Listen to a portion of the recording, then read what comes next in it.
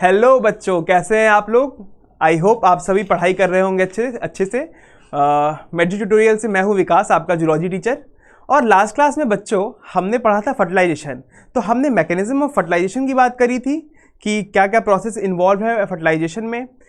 आज उसके आगे का टॉपिक पढ़ेंगे जो कि होगा क्लीवेज। तो आज हम क्या क्या टॉपिक कवर करने वाले हैं, तो आज हम टॉपिक कवर करेंगे क्लीवेज, इम्प्लांटेशन।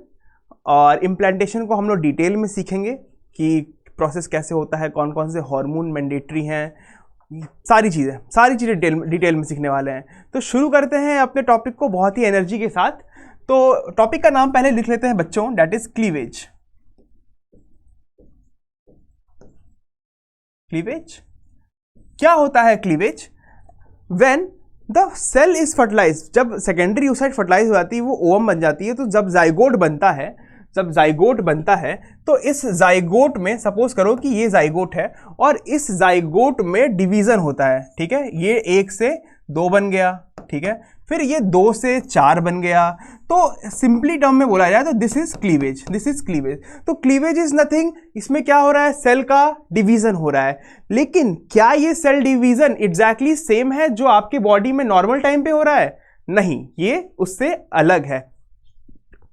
क्या अलग है इसमें? तो क्या लिख सकते हैं इसमें? सबसे पहला पॉइंट लिख सकते हैं, this is rapid mitotic division. Okay, rapid होता है। रैपिड का मतलब यह है बच्चों कि नॉर्मली जैसा सब सेल डिवीजन होता है तो उसमें अंदर G1, G2, S इंटरफेस सब कुछ प्रेजेंट होता है। लेकिन इस सेल डिवीजन के अंदर G1 and G2 face is absent. तो लिख सकते हैं हम लोग G1 and G2 face is absent. Okay, G1 and G2 face is absent. तो वहां पे क्या होता था, जो न्यूली फॉर्म सेल्स होते थे उसको हम लोग क्या बोलते थे? न्यूली फॉर्म सेल्स को हम लोग डॉटर सेल्स बोलते थे। और यहां पे जो न्यूली फॉर्म सेल होगा उसको हम लोग बोलेंगे ब्लास्टोमेयर। क्या बोलेंगे? ब्लास्टोमेयर। तो यहां पे लिख सकते हैं हम लोग newly formed cells are called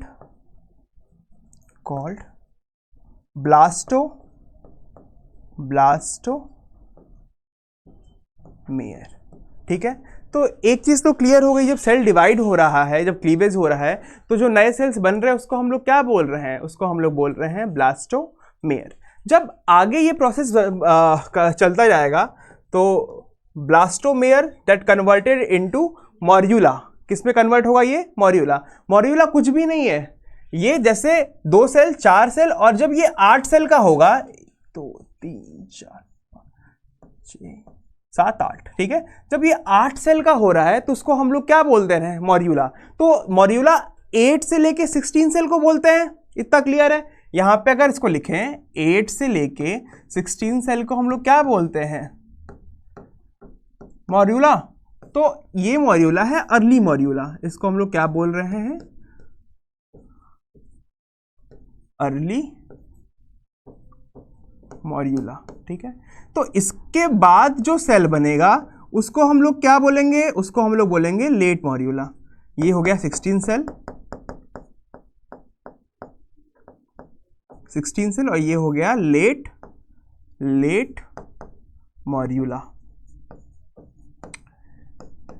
morula. तो इसमें कोई कंफ्यूजन नहीं है अर्ली मॉर्यूला और लेट मॉर्यूला में। एक बार देखेंगे सब कुछ कैसे है। क्लीवेज हो रहा है, सेल डिवाइड कर रहे हैं, G1 G2 फेस एब्सेंट है, न्यूली फॉर्म सेल को ब्लास्टोमेयर बन रहा है, ब्लास्टोमेयर से फिर वो बन जा रहा है morula. Now this morula is converted into blastocyst. ये किस में कन्वर्ट होगा? ब्लास्टोसिस्ट में होगा। तो नए पेज पे आते हैं, नए पेज पे आ गए हम लोग। थोड़ा सा पेंसिल की थिकनेस को कम करते हैं। ओके, दिस इज सेल, इसमें क्या बना? Okay,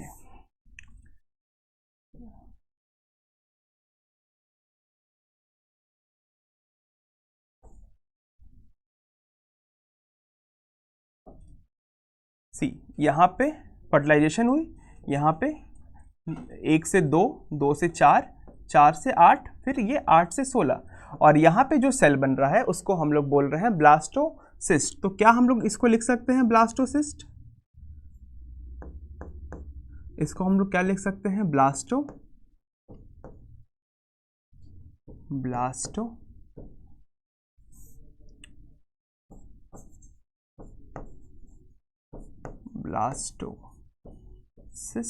blastocyst. अब जब इस ब्लास्टोसिस्ट का स्ट्रक्चर आप देखेंगे, यहाँ पे इस ब्लास्टोसिस्ट का स्ट्रक्चर देखेंगे तो इसमें कुछ अरेंजमेंट ऑफ सेल्स है। क्या है? Arrangement of cells. तो इस अरेंजमेंट ऑफ सेल्स को कैसे बनाते हैं? एक तो ये आउटर बाउंड्री में है, जो बाहर की बाउंड्री में लगी हुई है, ऐसे ऐसे ऐसे ऐसे बनी हुई है। तो इसको हम लोग क्या बोल रहे हैं? इसको हम लोग बोल रहे हैं ट्रोफोब्लास्ट।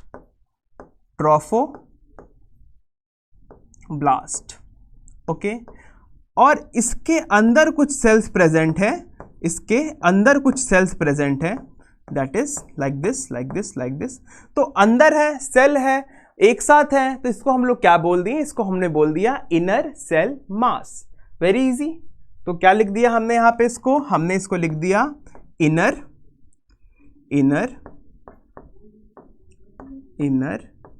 Cell mass. ठीक है, इतने में कोई दिक्कत नहीं है। अरे कोई दिक्कत नहीं है इतने में ना। देखो कैसे, एक बार थोड़ा सा रिकैप कराते हैं।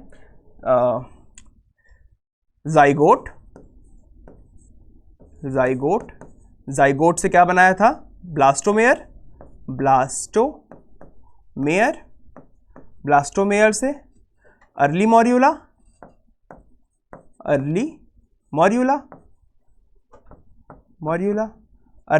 से लेट मॉर्यूला से अभी क्या बनाया? ब्लास्टोसिस्ट।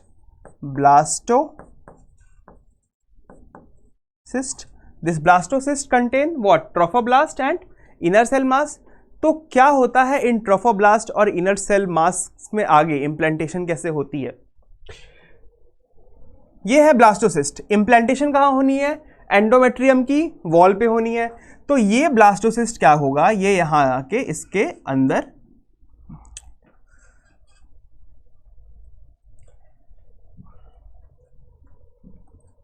ठीक है, इसके अंदर जैसे ये इसके अंदर आ गया तो इम्प्लांटेशन के टाइम ये चीज जो है, ये ट्रोफोप्लास्ट जो है, एक हार्मोन सिक्रीट करता है, उसका नाम है HCG। नाउ HCG क्या है? HCG एक हार्मोन है जो कि हमने पढ़ा था कहाँ पे? कॉर्पस लूटियम को जो रेस्क्यू कर लेता है, 8 डे पे रिलीज होता है और ये क्या करता है? कॉर्पस लूटियम को रेस्क्यू कर लेता है फ्रॉम डीजेनरेशन, उसका डीजेनरेशन नहीं होने देता है। तो ये क्या करता है कि इस ट्रोफोब्लास्ट के 2 लेयर फॉर्म होते हैं। अगर इस ट्रोफोब्लास्ट को दिखा जाए तो इसके 2 लेयर फॉर्म होंगे। एक इसके बाहर वाले लेयर को हम लोग बोलते हैं सिंशियोट्रोफोब्लास्ट, that is called सिंशियोट्रोफोब्लास्ट।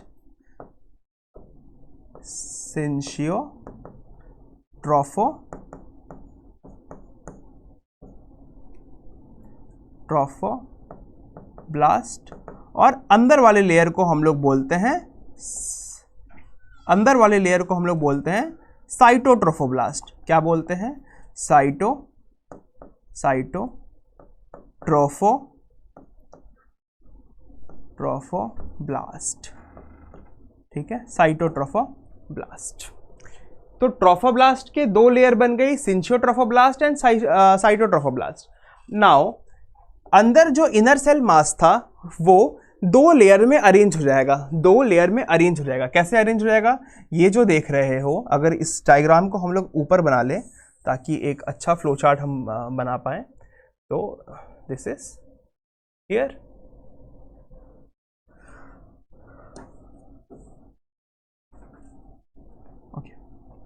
Okay, listen, colour change कर ले। नाउ अब इसके अंदर क्या था? इनर सेल मास था। ये इनर सेल मास कुछ ऐसे अरेंज हो गया और इसको हम लोग बोल रहे हैं ईपी ब्लास्ट। आगे वाले को क्या बोल रहे हैं? हम लोग बोल रहे हैं ईपी ब्लास्ट। और जो पीछे है उसको हम लोग क्या बोल रहे हैं? हाइपोब्लास्ट। ठीक है, ईपी ब्लास्ट और हाइपोब्लास्ट में कुछ कोई भी कंफ्यूजन नहीं है, ऐसा नहीं है कि बड़ा वर्ड है तो डर गए सुन के, ऐसा कुछ भी नहीं।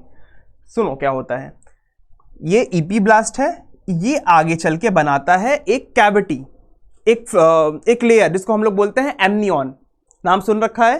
तो वो जो एमनियन है वो कैसे बन रहा है, वो इपीब्लास्ट से बन रहा है। तो अभी एमनियन बना दे, बोलो सर एमनियन बना दो। देखो एमनियन बना दिया, तो ये है हाइपोब्लास्ट, ये है पीछे वाली इपीब्लास्ट, और ये आगे बना दिया एमनियन। लिख दे इसको यहाँ पे एमनियन,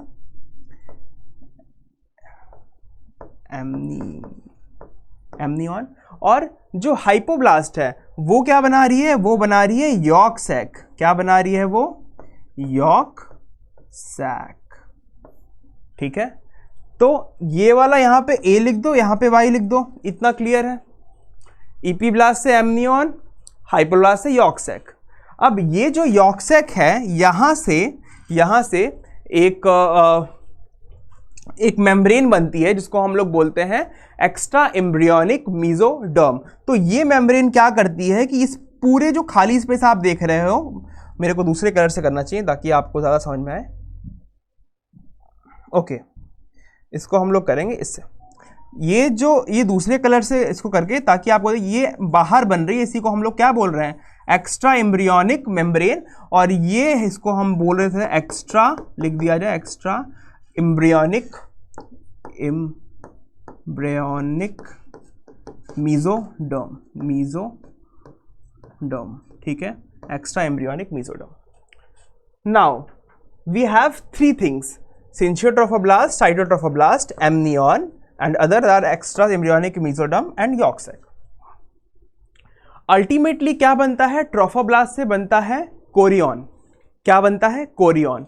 देन कोरियन से उसके बाद वो चेंज हो जाता है किसमें, प्लेसेंटा में चेंज हो जाता है। तो ये जो चीज है syncytial plus cytotrophoblast plus extra embryonic membrane is called Korean.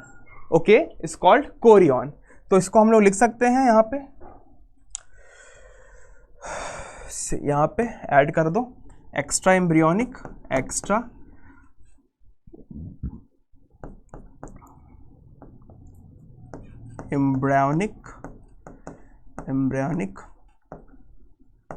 Mesoderm. ठीक है, extra embryonic mesoderm is called what, Korean. और ये कोरियन क्या बन जाएगा आगे चल के, प्लेसेंटा। ठीक है, you know the placenta, detail में ही पढ़ेंगे बट अभी तो बेसिक है, अर्लियर क्लासेस में पढ़ रखा है। प्लेसेंटा क्या होता है, this is the special tissue that helps in the exchange of the nutrients from mother to foetus. और भी काम होता है जैसे कि रिमूवल ऑफ वेस्ट करते हैं, हार्मोन का ट्रांसपोर्ट करना, कुछ एंटीबॉडीज़ भी कंटेन करते हैं। तो ये इनके बहुत सारे फीचर्स होते हैं, इसको हम लोग डिटेल में पढ़ेंगे अभी।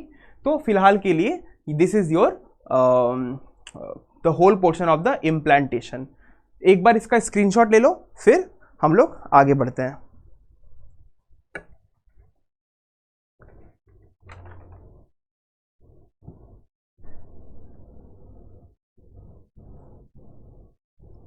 Okay, let's start.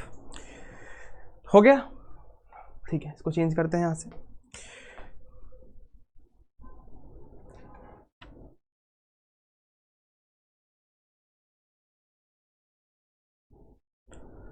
नाउ जैसे इम्प्लांटेशन हो जाएगी उसके बाद 3 लेयर्स फॉर्म होंगे जो कि ओवरऑल आपके बॉडी के ऑर्गन्स को फॉर्म करते हैं। उसको हम लोग बोलते हैं ग्रास्टुला। क्या बोलते हैं हम लोग, ग्रास्टुला।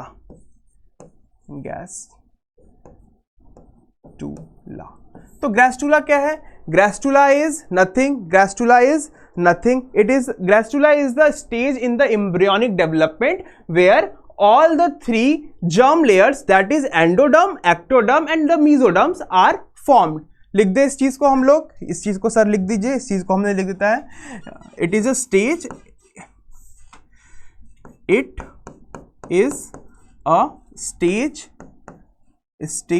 in embryonic development,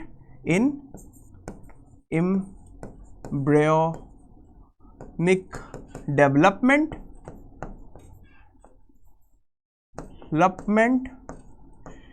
वेयर क्या हो रहा है, all three germ layers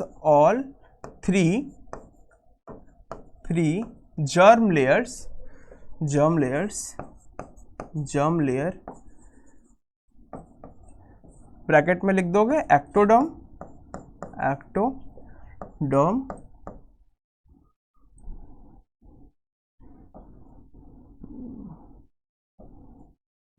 क्या हो रहा है इसमें, ई तो बन ही नहीं रहा बच्चों, फिर छूट गया, एक्टोडर्म, एंडोडर्म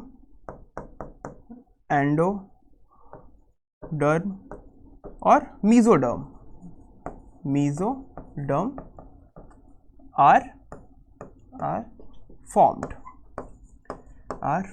तो इसको हम लोग क्या कह रहे हैं, इस चीज को ही हम लोग कह रहे हैं गैस्टुला। क्या कह रहे हैं, गैस्टुला, और इसमें कुछ भी नहीं है। ठीक है, ओके।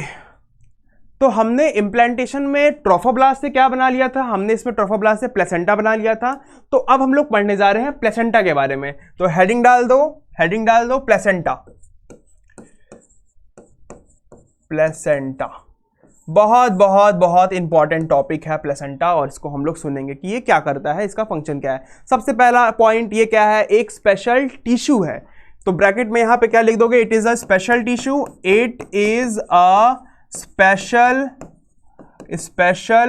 टिश्यू। ठीक है भाई, हो गया, स्पेशल टिश्यू होता है, इतना तो क्लियर है। दूसरा क्या करता है, इतना पता है कि ये एक कनेक्शन शो करता है मदर एंड द फीटस के बारे में, मदर एंड फीटस को कनेक्ट करता है। एक स्ट्रक्चरल और फंक्शनल सपोर्ट है। स्ट्रक्चरल क्यों, क्योंकि इसका एक स्ट्रक्चर है जो कि पूरे फीटस के सपोर्ट में प्रेजेंट है, और फंक्शन क्योंकि इसके बहुत सारे डिफरेंट फंक्शन है। तो एक फंक्शन हम लोग इसमें से लिखते हैं, दैट इज कॉल्ड, इसको लिख सकते हैं एक्सचेंज ऑफ गैसेस।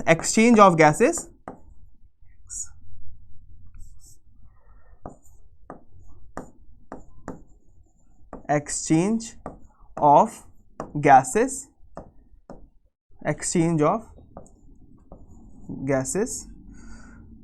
दूसरा क्या करता है, ये removal of nitrogenous waste, removal of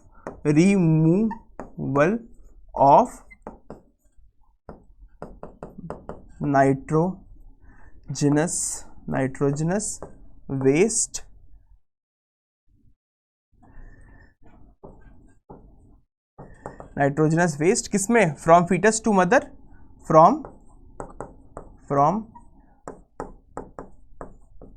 foetus to mother,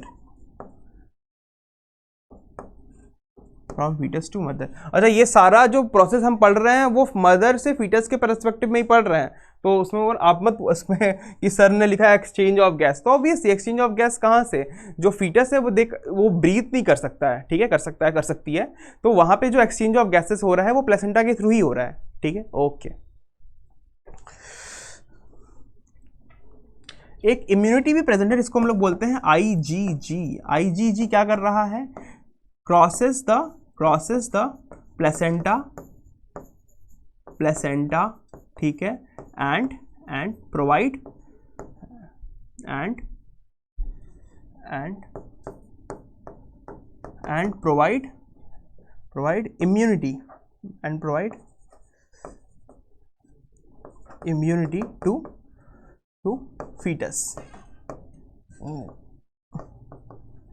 immunity to fetus। कोई और एक दो पॉइंट जो बचा हो, जो लग रहा हो हम कुछ मिस कर रहे हैं, क्या, कुछ मिस तो नहीं कर रहे हैं मेरे ख्याल से।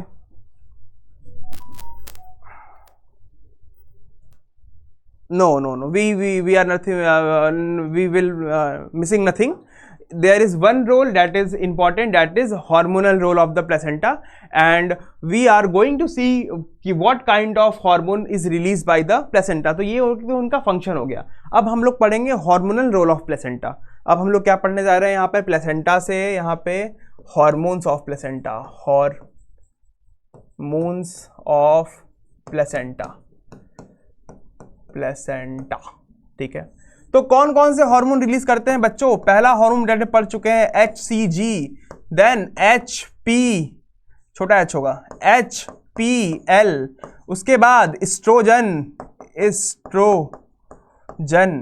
फिर एस्ट्रोजन के बाद, इसको मिटा रहे हैं बच्चों, एस्ट्रोजन के बाद हम लोग एक important hormone that is called progesterone,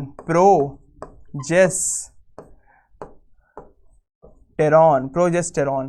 तो इसमें दो हार्मोन बहुत important that is HCG and HPL। HCG का फंक्शन होता है ह्यूमन कॉर्टिकोट्रोपिक गोनाडोट्रोपिन। ठीक है, ये इसका फुल फॉर्म है और इसका फंक्शन क्या है याद रखोगे, ये किसको प्रोटेक्ट कर रहा है, किसको रेस्क्यू कर रहा है? ये रेस्क्यू कर रहा है कॉर्पस लूटियम को। तो यहाँ पे लिख दो कि it rescue the corpus luteum. ठीक है, HPL is very important, that is human prolactin lactogen. इसका फंक्शन क्या है ह्यूमन प्रोलैक्टिन लैक्टोजन का? तो ये प्रोलैक्टिन नहीं, human placental lactogen, that is human placental lactogen. ये क्या करता है? ये ग्रोथ ऑफ मेमोरी ग्लैंड कराता है ड्यूरिंग द प्रेगनेंसी, बिकॉज जो बेबी बर्थ होगा फीडिंग के लिए मिल्क चाहिए होगा, तो उसके लिए जो मेमोरी ग्लैंड है उनका ग्रो होना ज़रूरी है। तो इसको हम लोग लिख सकते हैं ग्रोथ ऑफ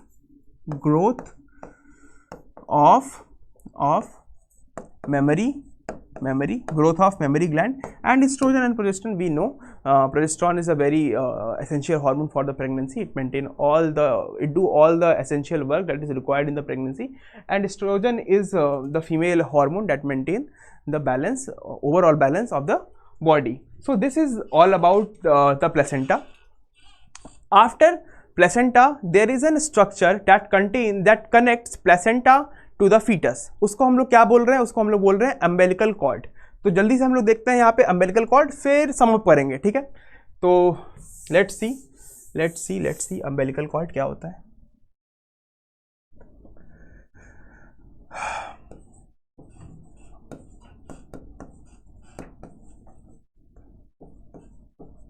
अम्बिलिकल कॉर्ड ये कुछ भी नहीं है, this is umbilical cord is nothing.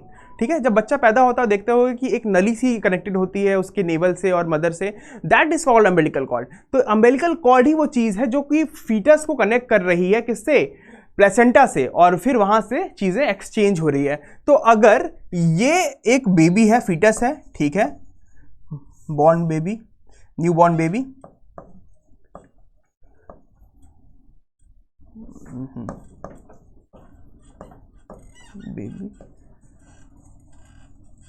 ठीक है, और ये कनेक्टेड है किससे? ये कनेक्टेड है किससे? प्लेसेंटा से। तो ये क्या है? This is called umbilical cord.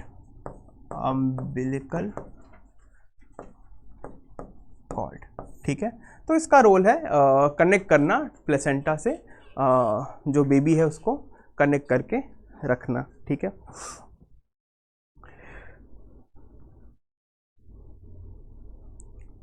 कुछ और डिटेल्स पढ़ सकते हैं क्या हम लोग अम्बिलिकल कॉर्ड के बारे में? कुछ और डिटेल्स पढ़ सकते हैं क्या अम्बिलिकल कॉर्ड के बारे में? एनसीईआरटी से थोड़ा सा अगर ऊपर होके बात करें कि और क्या क्या है, तो दिस इज नथिंग, एक कनेक्टिंग स्ट्रक्चर है between foetus to mother that contains 2 arteries and 1 vein. क्या कर रहा है ये? Contain 2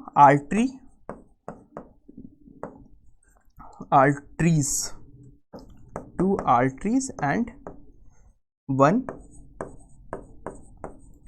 vein।